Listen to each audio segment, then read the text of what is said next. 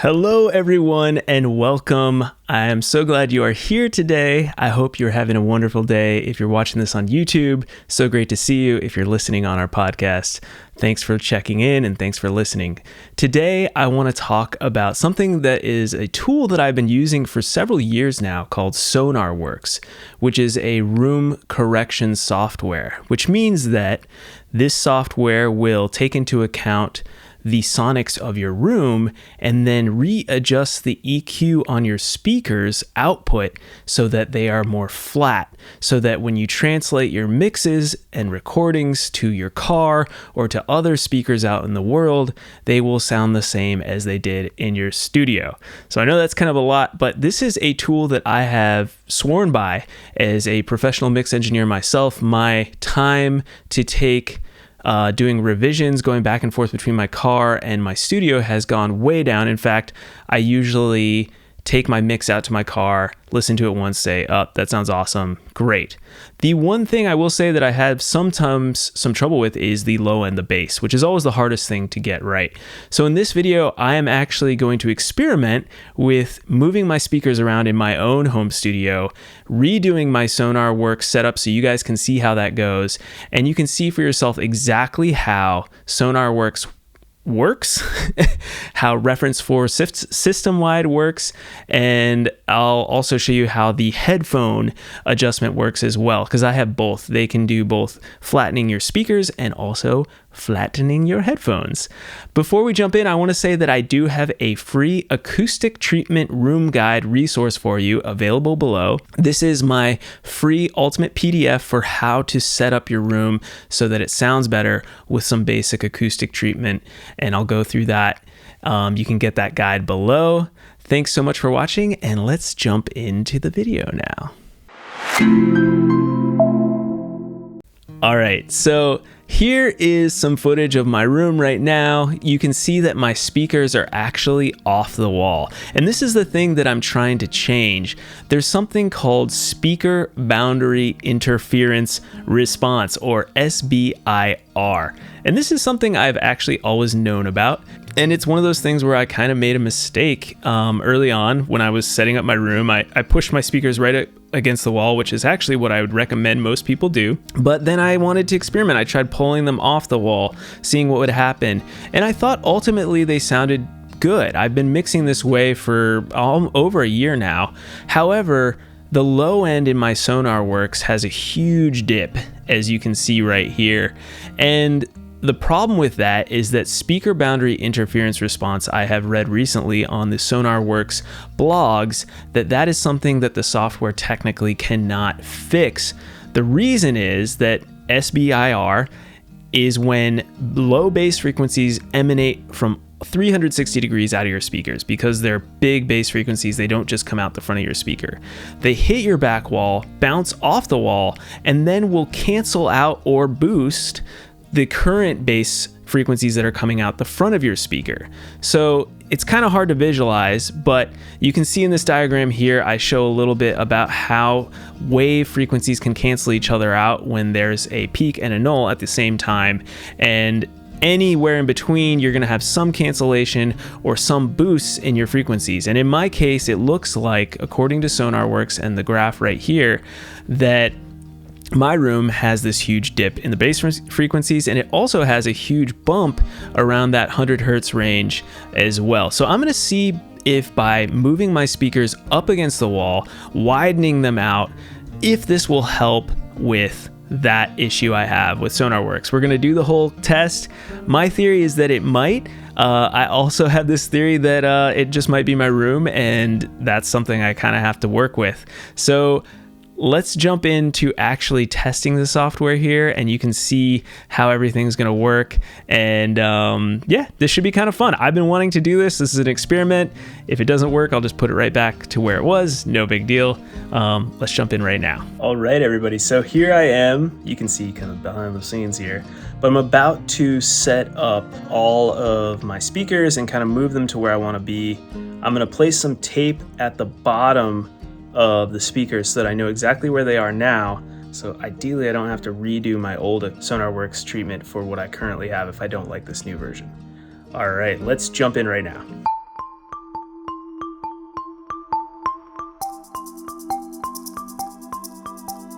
All right, so I definitely worked up a bit of a sweat moving those speakers around and noticed my cables were not quite long enough, but you know, we're just gonna experiment with this. I'm not saying I'm gonna love it. I can always put it back, but let's actually go into the Sonarworks. So I'm gonna show you exactly what I'm gonna do for setting this thing up.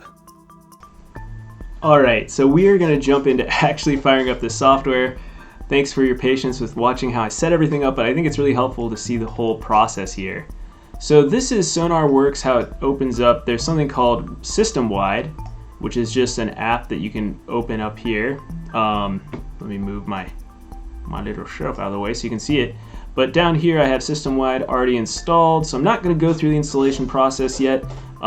Since I already have it on my computer, you can see this is the thing I was talking about. This is the profile before I moved my speaker. So notice that there is a big bass drop in this range here below 100 hertz, and then around 100 and I don't know, maybe 10-20 hertz, it looks like we've got this big peak. So my curiosity is like, can I get rid of this big drop by pushing the speakers back? If not, you know, I have to spend some time and go back to where everything was.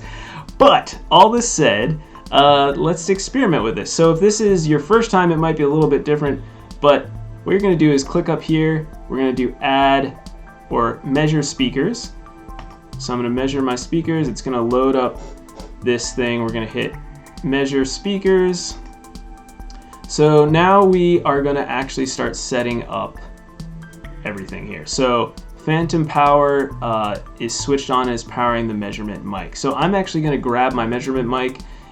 If you have bought the software, it comes with its own mic and a special code that will do the EQ profile and all that stuff for it. So this is pretty cool. So let's go ahead and set that up real quick. All right, guys, so this is the measurement microphone. It comes in this handy dandy little box, and it just looks like this. It's kind of a funky looking microphone.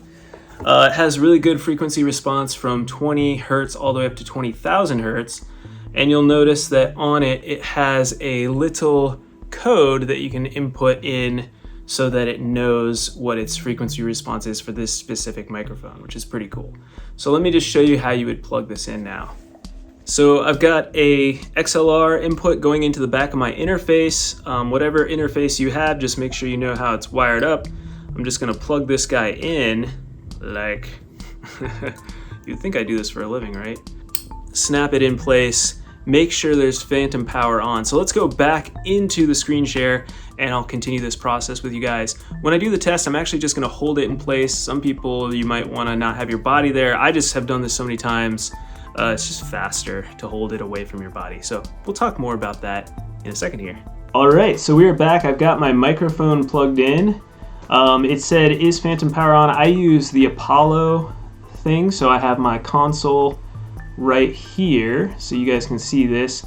Notice that it's going into input 1. I'm going to make sure that I don't have anything on it, no plugins, anything like that. Make sure that phantom power is on. Want to make sure that it's muted here. I have it set so that, you know, I won't get feedback if this thing is live. You obviously need your speakers to be playing something so that the microphone can pick that up. So let's go back here, not that, to here. We'll say phantom power is on. Make sure your microphone input is not routed directly into your speaker outputs. That's what I was just talking about, making sure you don't get feedback. A single audio interface is used for mic input and to output speakers. So you don't want to make sure that you're not going through a preamp and then into your interface if you have hardware gear that might color the sound a little bit. I'm just going straight into my audio interface. And audio interface sample rate is set exactly to 44.1. This is important.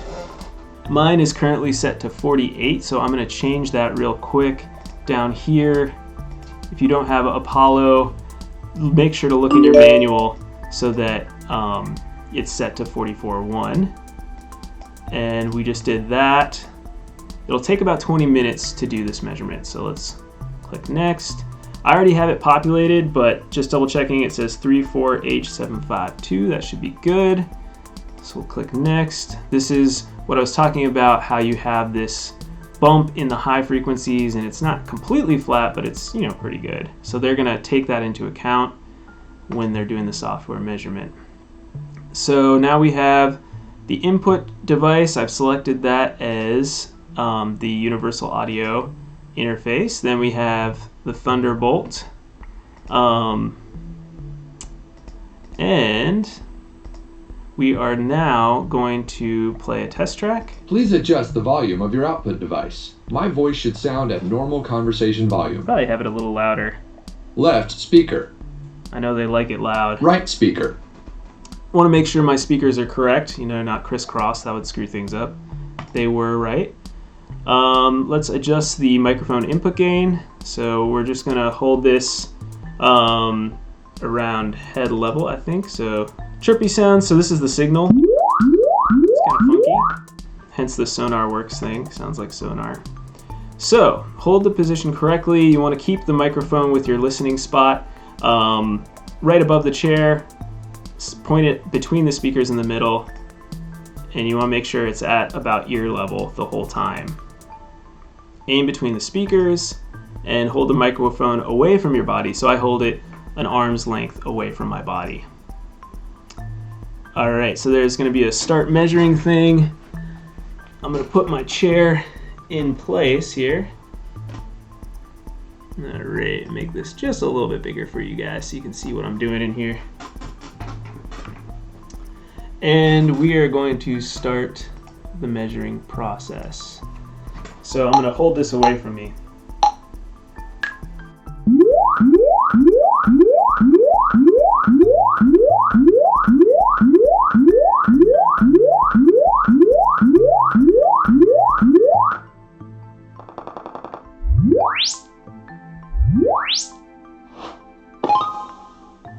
Cool. So it just said verification was complete. I had to lower the gain on the microphone because it was a little too loud.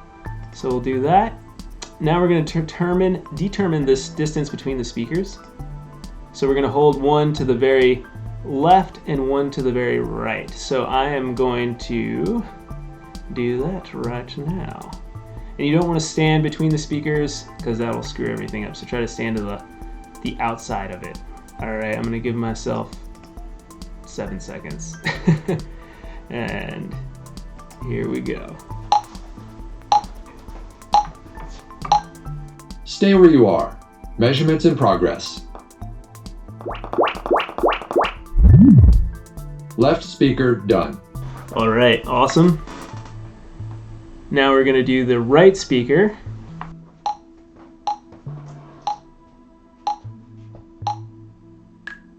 Stay where you are. Measurements in progress.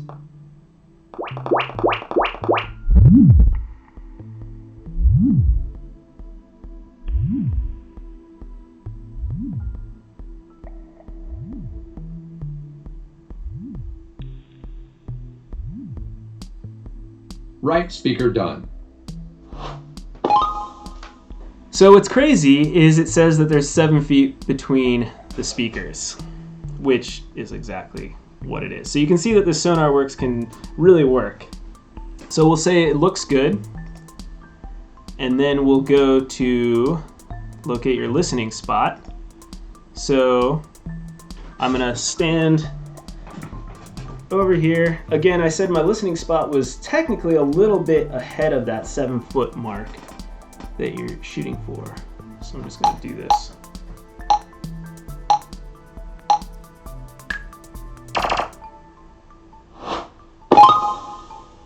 So it says 5 foot 6 inches. I'm just gonna verify that real quick using my handy dandy measuring tape. So we take that out, we're gonna measure from the speaker to about here. We have about 5 foot 6 inches exactly. So that is correct. And then from this speaker, we can do the same thing. Yep, 5 foot 6 inches. So I'm gonna say looks good. Listening position is centered. And we're gonna hit next. I'm gonna hit I remember because I've done this a bunch of times. But if you want, you can definitely go through this tutorial. So we're gonna start measuring here. I'm gonna put this down to 5 seconds again. And this, I will probably have a time-lapse video showing this because this is gonna be pretty long.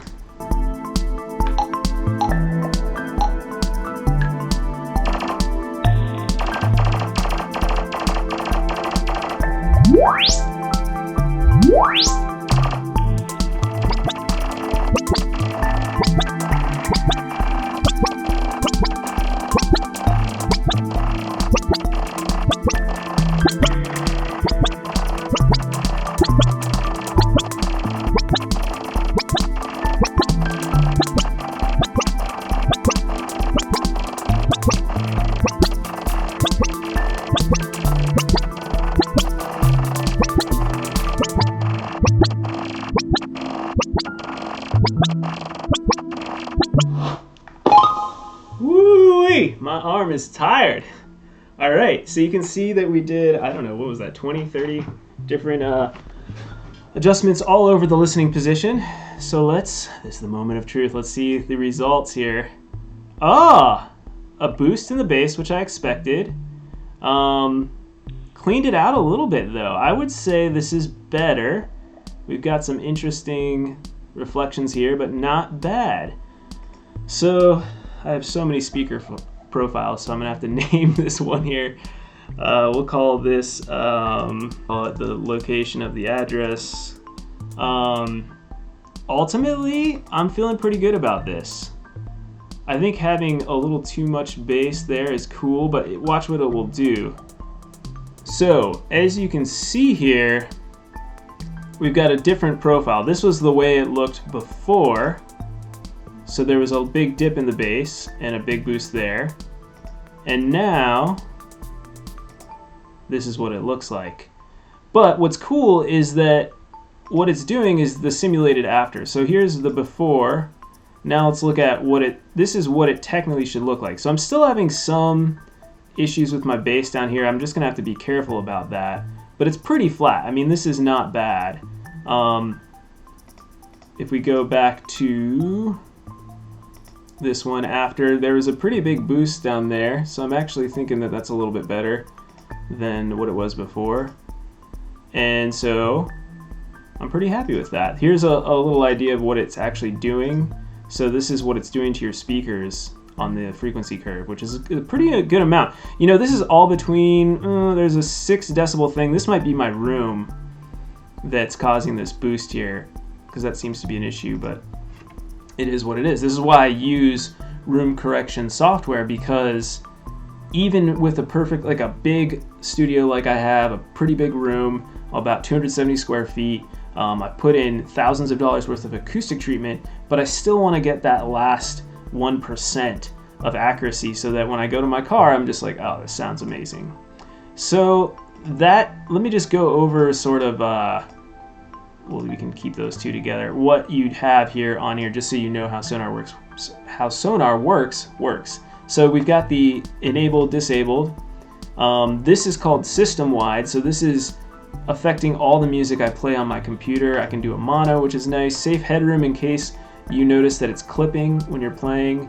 There's a ability to increase the bass or tilt things in a certain direction if you want to change it. There's a dry wet knob where you could go to not using Sonarworks at all, or some percentage that some people say that's too much, too flat sounding. I personally keep it at 100% because that's kind of what I'm paying for. There's adjust to listening spot, which I like the sound of that better.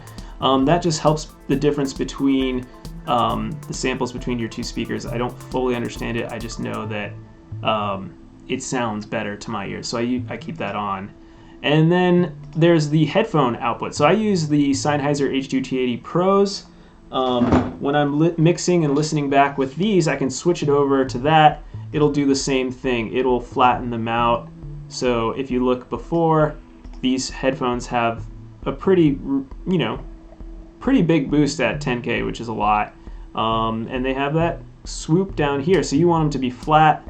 And so here it is afterwards. The headphones are better for accuracy than your speakers. And that's going to be true pretty much unless you're in like an absolutely perfect room.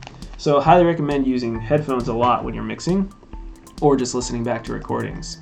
And that's pretty much it. If I open up something like Spotify here, and we can play, and you'll see it's coming through my Sonarworks. I can turn it off. Where you from, she said. Turn it on. Staring the hole where I threw my traveling halo. Sounds really good. The work would be on. So I'm gonna turn that out so I don't turn that off so I don't get copyright issues. But basically, that is the idea of how to use Sonarworks. You know, we've saved it. You can use it within your DAW as well. So let me just quickly show you. All right, so let's just take a look at this real quick. If you were to use Sonarworks, you would put it on your stereo out. So if we're looking at our mixer here, this would be the last channel on your mixer. I like to use Logic. So there's a plugin. If we go here, audio units, Sonarworks Reference 4, and you can turn that on and it looks the same as the system-wide one.